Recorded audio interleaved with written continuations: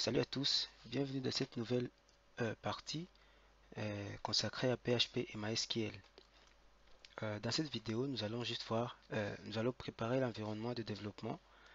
Nous allons voir ce que nous avons vraiment besoin afin de créer un site web statique ou dynamique. Alors pour un site web statique, comme nous l'avons dit précédemment, nous aurons besoin juste d'un éditeur de texte. C'est quoi un éditeur de texte? C'est un logiciel permettant d'écrire les lignes de code. Donc, on va juste taper nos codes HTML et CSS. Par exemple, on peut utiliser Blocknote. C'est un logiciel qui vient intégrer dans les systèmes Windows. Il y a Notepad++, il y a Sublime Text, il y en a plusieurs. Il y a aussi un navigateur. Donc, c'est les deux outils qu'on peut avoir besoin d'utiliser pour un site web statique et ça peut suffire. Il y a aussi un navigateur. C'est juste un logiciel qui va nous permettre de naviguer sur les pages web et à travers des requêtes HTTP, soit google.com, on peut déjà y accéder à travers un navigateur. Pour des navigateurs, on peut donner un exemple, soit Mozilla Firefox, il y a Microsoft Edge, il y a Chrome, il y en a plusieurs aussi. Euh, Tous ces logiciels qu'on vient de citer sont gratuits, donc on peut les télécharger sans payer, bien qu'il y en a d'autres qui sont payants. Alors pour un site dynamique, alors en plus de l'éditeur des textes et du navigateur comme pour les sites web statiques, on ajoute aussi un site web, on ajoute aussi Apache, PHP et MySQL. Apache c'est le serveur lui-même, donc c'est ça qui va nous permettre de voir les pages web, mais Apache ne gère que les pages statiques. Ça veut dire que Apache ne gère pas une page, une page dynamique, sauf si on ajoute quelque chose en plus afin de permettre qu'Apache puisse aussi euh, traiter ça. C'est pourquoi maintenant vient le deuxième outil, disons, c'est PHP. PHP maintenant, ça va être un plugin qu'on va ajouter sur Apache afin maintenant de traiter les pages web dynamiques faites en PHP. C'est ça. Il y a aussi MySQL. MySQL, c'est un système de gestion des bases de données. En abréviation, on dit SGBD. C'est ça qui nous servira lorsque nous aurons besoin d'utiliser une base de données afin de faire des requêtes SQL. Voilà, pour demander, en fait, interroger une base de données. Alors, pour installer Apache, PHP et MySQL, il y a deux façons de le faire. La première possibilité, c'est de les installer séparément. Installer Apache, ensuite PHP, ensuite MySQL. Et ça devrait aussi fonctionner. Par contre, il y a des packs qui sont déjà prêts à l'emploi qui mettent ensemble les trois outils, qui mettent ensemble Apache, donc les serveurs web, mettent PHP, les plugins, mettent aussi MySQL, les SGBD qu'on va utiliser pour la base de données. Alors, pour installer ces outils-là, on aura juste besoin, par exemple, pour Windows, on aura besoin d'installer une application appelée WAMP Server. Il y a une vidéo que j'ai déjà faite sur comment installer WAMP Server sur Windows. On verra ça, vous verrez juste ça dans la description. Il y a XAMPP pour Linux. Il y a aussi XAMPP pour Windows, bien sûr, mais XAMPP pour Linux. Il y a aussi MAMP pour ceux qui utilisent MacBook. Quoi. Qu'est-ce qu'on peut faire maintenant? On peut maintenant voir comment utiliser maintenant, comment on va maintenant aller en PHP directement et voir comment on pourrait faire notre première Hello World et voir comment PHP fonctionne. En fait, je vous ai parlé d'un éditeur de texte. Moi, je vais utiliser soit Sublime Text, c'est celui-ci. Je peux aussi utiliser VS Code, celui-ci. C'est les deux que j'utilise souvent. J'aime beaucoup Sublime Text parce qu'il est quand même simple et aussi il est cool. Alors, on va créer un nouveau projet d'abord. Euh, Avant de créer un nouveau projet, je vous invite, si vous n'avez pas encore installé WAMP Server, d'aller l'installer. Ensuite, de cliquer sur le menu démarrer et de rechercher WAMP Server et lancer ça. Une fois que vous l'avez lancé, vous verrez une icône qui sera en train de changer de couleur jusqu'à ce que l'icône soit vert. Comme maintenant, on se dit que c'est bon. On va faire un clic gauche et aller sur localhost. Ça va nous ouvrir le navigateur. ce qu'on a dit précédemment. Et à partir d'ici, on avait dit qu'un navigateur, ça va nous permettre de naviguer sur des pages web. Voilà.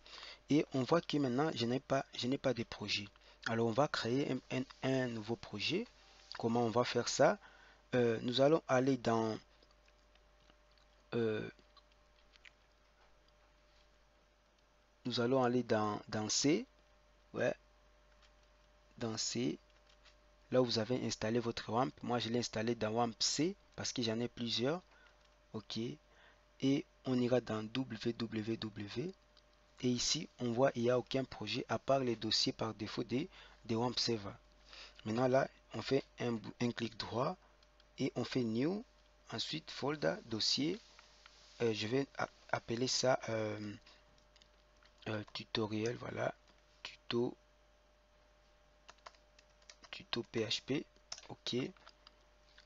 Et à partir d'ici, si on revient dans le navigateur et qu'on actualise cette page, on va voir il y a un projet appelé tuto PHP qui vient de se créer.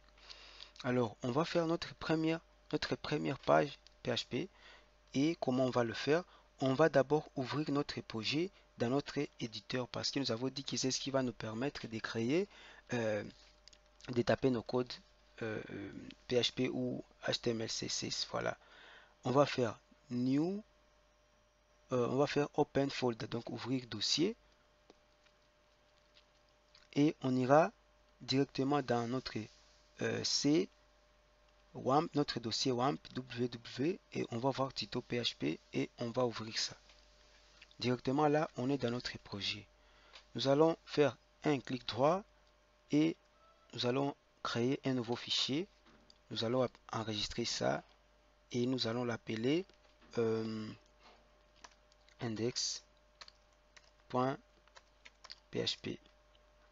Ou bien appelons ça d'abord home.php. OK. Alors ici, nous allons faire notre première pour utiliser PHP, il y a un symbole, on fait un signe inférieur, un point d'interrogation, on écrit PHP et à la fin du code PHP, on ferme avec un point d'interrogation et un signe de supériorité. Alors au milieu là, on peut faire maintenant, on peut taper notre code PHP. Avec les deux barres là-bas, je dis que ça c'est un commentaire, donc ça on ne va rien voir, ça ne va pas s'afficher dans le navigateur, donc c'est juste pour nous aider à comprendre comment fonctionne notre code. Par exemple, vous pouvez dire ici je traite, je sais pas, vous traitez un formulaire, vous traitez quelque chose, vous êtes en train de vous guider afin de ne pas oublier où vous en êtes. Alors on va faire juste un petit texte, un message juste à afficher. Et en PHP, pour afficher un message, on dit echo, afficher, echo, et puis on met des cotes ou des simples cotes comme ça, comme on veut, et on dit salut, je mets les fameux hello world. Et puis à la fin de chaque instruction PHP, il faut mettre un point d'interrogation, un point virgule, sinon ça ne marchera pas. Et on va revenir sur notre navigateur, on va actualiser la page et on va copier le nom de ces dossiers ici. Donc pour ouvrir notre projet, il faut aller sur l'adresse localhost, donc on est en local et on met un slash, ensuite on met le nom du projet, tuto PHP, on fait entrer. Et qu'est-ce qu'on va voir là-bas? On va voir notre fichier qu'on a créé, c'est home.php. Alors, quand on clique sur home.php, on ouvre le projet et on voit Hello World. Vous allez me dire, mais ça, on peut afficher ça avec du HTML. Bien sûr, on peut afficher ça en faisant seulement, j'ai mis ma balise HTML. OK, ici c'est Hello. OK, et je vais mettre un paragraphe ici. J'ai dit P Hello World. Voilà. Et puis, je viens ici. J'actualise et ça me donne la même chose. Donc, on vient de faire ça avec du HTML, mais si on veut le faire avec PHP, c'est aller juste en bas, vous ouvrez PHP et vous fermez PHP.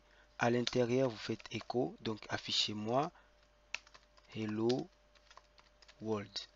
Et quand je viens encore, j'actualise, ça vient aussi avec hello world.